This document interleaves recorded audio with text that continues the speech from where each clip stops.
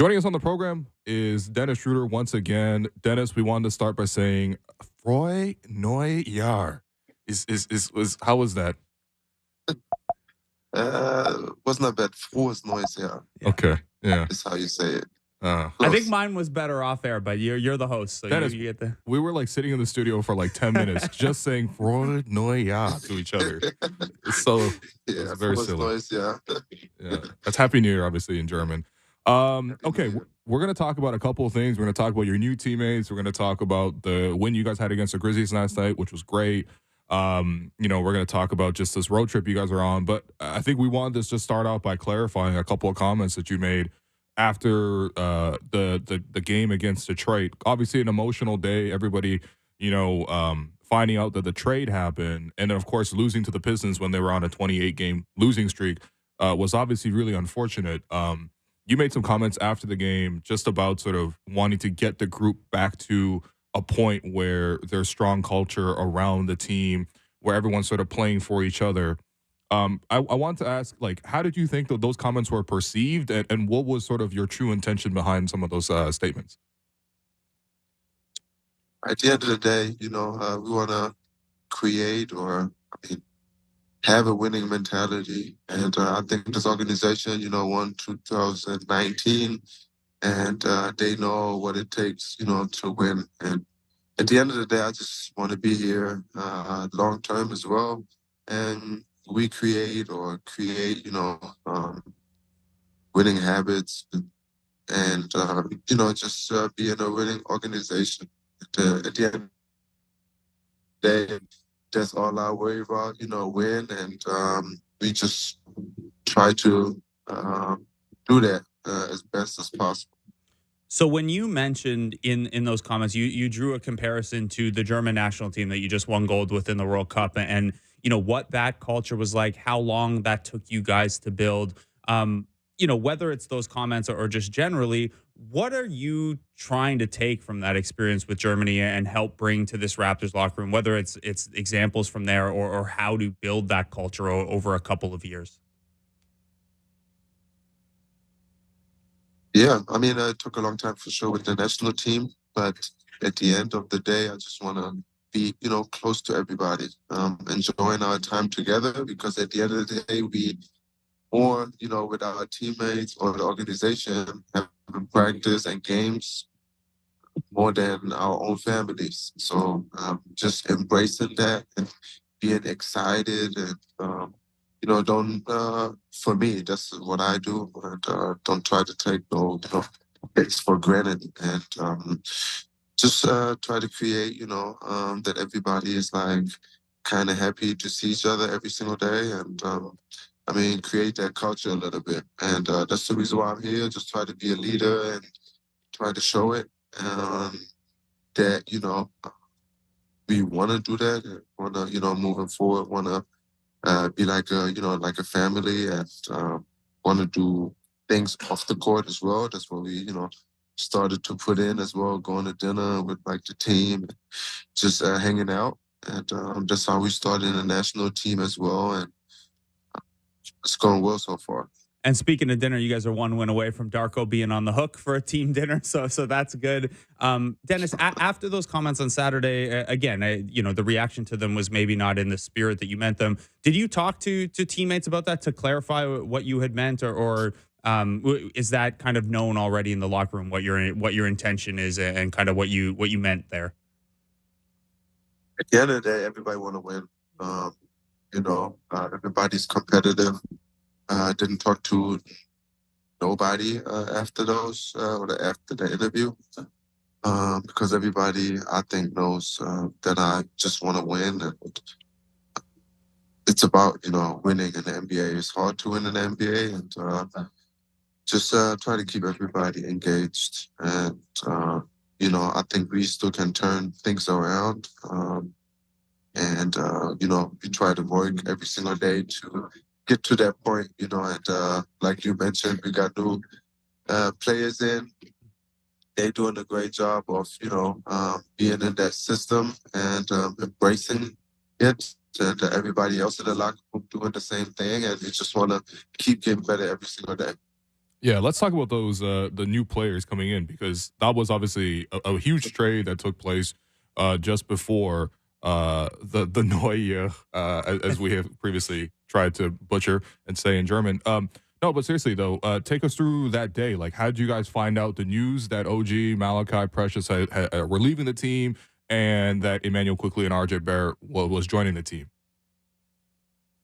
Yeah, he was in Detroit, having the breakfast meeting, and coach mentioned that you guys don't see three players right now. Who've been with us all season. It was, of course, shock for everybody because I mean, we didn't really expect it, and they family, they friends, because I mean, I've been with them like 2, 3 months, but at the end of the day, like I said, we spent uh, the most time with them, with our teammates, coaches, front office, whoever, and that people is not there no more, it's always kind of shocking. Of course, OG been there 7 years. Um, for him, it was tough as well. Everybody reached out. Everybody, got to see him, talk to him. Mel and Precious, same thing. But I mean, at the end of the day, we just tried to do the best as possible, to go out and still win a ball game. I think we played really hard that game as well. Um, but I mean, we came up short. And I mean, to have, Quickley and RJ Barrett gives us a little, I mean, a guard who can handle still, RJ who can attack and transition, even shoot threes quickly, being kind of like a Tyrese Maxey coming off screens. I mean, it was, for us, I think it was great. OG, I mean, Precious and Mel, we love them. But I think we just, got to keep moving forward. That's the, the NBA side of it, the business side of it.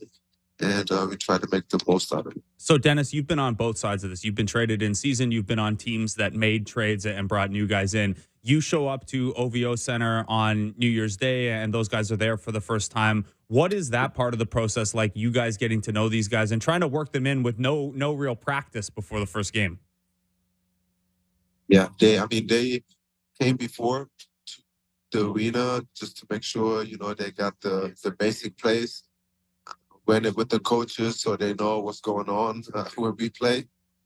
And I mean, they did a great job, went there early. And I think they did a great job in their first game, and we won that game as well against Cleveland. I think they adapted very well, and we made it, a little easier for them, I think, because we want them to be a big part of, what we're doing. They're still young. Like I said, with shooting, transition, just what fits in our system and, building the team around Scotty. I think that's two great pieces, we brought in. And we just want to make sure, like I said, just want to get better every single day and, try to try to keep pushing and keep getting better every single day. I think then we're going to be fine, end of the year. Dennis, I noticed that shoot around as well quickly had taken Malachi's spot in those shooting groups. I know you and Malachi and Garrett Temple had some pretty intense shooting competitions at the end of practices. You warn them what those are going to be like? You know how high the level of competition is in your shooting groups? Yeah, nothing going to change there. Always competitive. Of course, Mel, I try to, and he did a great stuff this season. I mean, to just being confident and come out there, and change the game defensively and even offensively sometimes, playing his role very, very well. And I'm happy for him. I hope, that he's going to get, his time with New York and going to play a good role for them. But I mean, Quickley is now with us and, same rules apply. So it's going to be very competitive, and yeah, we're going to be going at it for sure. You guys are going to learn Bure real quick if you don't know it already, man. right? What's that? They're going to learn Boo-Ray real quick if they don't know it already. Oh yeah, they know it already. You know, that's Okay. an NBA game, Yeah. so everybody know that. Yeah, that's where they're heading for the flight. That's where they're gonna do that game. Okay, listen. You know, with the game last night, obviously you guys were able to take down the Memphis Grizzlies. I noticed a lot in this game. Darko had you on Ja Morant, and I was curious because obviously you guys had played them last year with the Lakers, and you had a lot of the minutes guarding Ja Morant. What were some of the experiences like? Did you could you drop back on what you did last year with the Lakers in trying to guard against Ja, who obviously is an incredible player? Yeah, amazing player, man. One of the best, point guards in this league, and I mean, face of the NBA.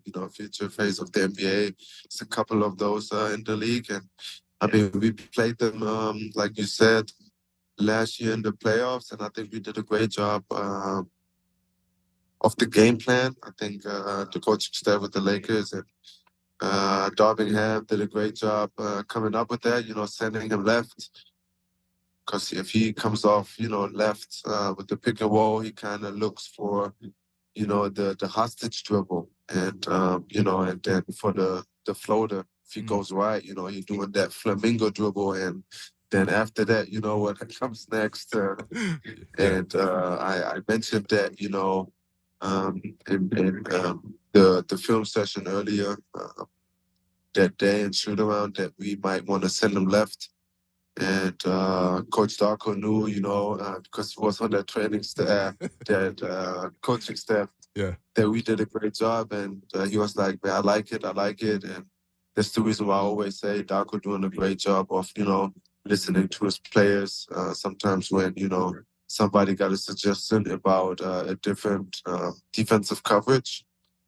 And, I mean, it worked well. I mean, he still played a great game, but I think we limited a little bit, and slowed him down a little bit and got the W. Yeah. We got to ask you sometime about what the flamingo dribble is. I mean, you could picture it. It's pretty descriptive term there, the flamingo dribble. In Germany, we call the flamingo dribble is that drop, dropping the ball and then do the hezzy without no dribble. Okay. All right. Got you. The jab step to the right and going left. I mean, that's how he caught a lot of bodies. If you're watching his highlight tapes. He did that to Wemby the other day.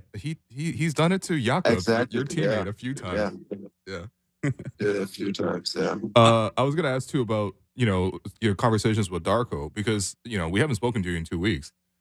How was that conversation like when he decided to have that conversation with you about, Dennis, you've been starting all year, but I think going forward, we want to try to see what you look like, in a six-man type of role. How did that conversation come about, and how did you receive it with Darko? I mean, he came up to me and he said, man, we got, 29 games in, 30 games in, want to make a change. And I always said, I'm professional.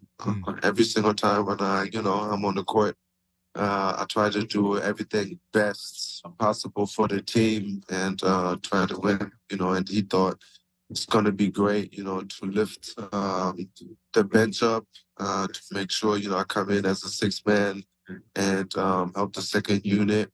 And I think it's been great so far as well. Every role, I'm make sure I'm gonna take real, good pride of it and just try to make the best out of it. And I think, just being a professional over the last 5 years, playing with Hall of Famers and always, try to find my way to affect, just winning. And I think so far it's working, especially, with Quickley coming in and RJ Barrett. I think it's working really, really well. With Quickley in particular, if you're whether you're coming off the bench or starting, you guys are going to play a lot of minutes together, more than you played alongside Malachi. He didn't play a ton of minutes with Jalen Brunson in New York because Tibbs just doesn't play that way that much. When you and Quickley are on the court together, what changes for you? Are you anticipating, setting him up, looking for him coming off the ball for those threes? Are you looking to come off the ball a little bit more? How do you think that chemistry will develop for you two? Like I said, you know, the last couple of years played with a lot of great players, and Quickly is one of them. You know, he's still young, but I think he is going to take over this year, and he's going to make sure that he had a lot of great games last season, being a starter with the New York Knicks, and I think um, setting him up, of course, still being aggressive, but setting him up when we, got that two-man lineup out there, I think we should play faster, one pistols, slip outs.